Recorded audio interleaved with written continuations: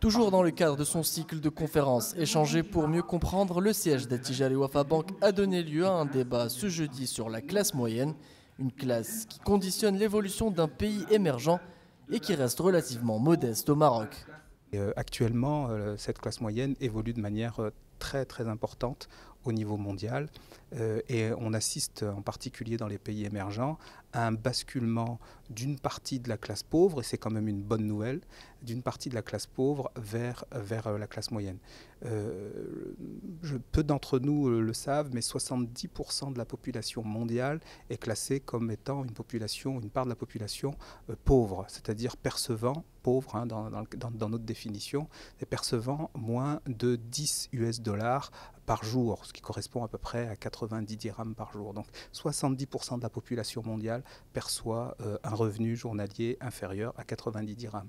Alors ce phénomène évolue, ou en tout cas cette part évolue, et dans 20 ans, les meilleures prévisions prévoient qu'on arrivera à 50% de la population mondiale qui sera classée dans la classe moyenne, c'est-à-dire percevant plus de 10 US$ par jour et moins de 100 US$, parce qu'ensuite on est classé dans la catégorie des riches.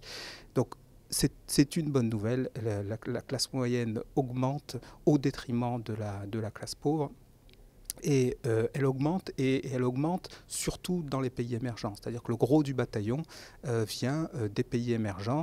Les pays développés vont garder une classe moyenne à peu près constante, mais bien évidemment, en part relative, vont s'affaiblir au profit des pays émergents. Donc on assiste à un rééquilibrage, une augmentation de la classe moyenne, donc comme je vous le disais, au détriment de la classe pauvre, et un rééquilibrage où cette classe moyenne sera beaucoup plus présente dans les pays émergents que dans les pays développés comme on l'assiste aujourd'hui.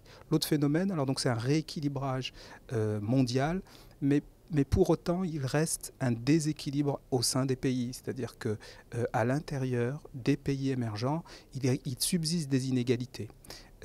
Où on a encore à l'intérieur même des classes moyennes des strates relativement importantes. On a encore des classes pauvres, des classes moyennes. Donc il y a eu un rééquilibrage mondial sur la répartition de la richesse, mais subsistent des inégalités au sein de chacun des pays. Une chose est sûre, le rééquilibrage ainsi qu'une bonne répartition des richesses est une clé pour relancer l'ascenseur social. Reste à savoir si cette responsabilité nationale est applicable au Maroc.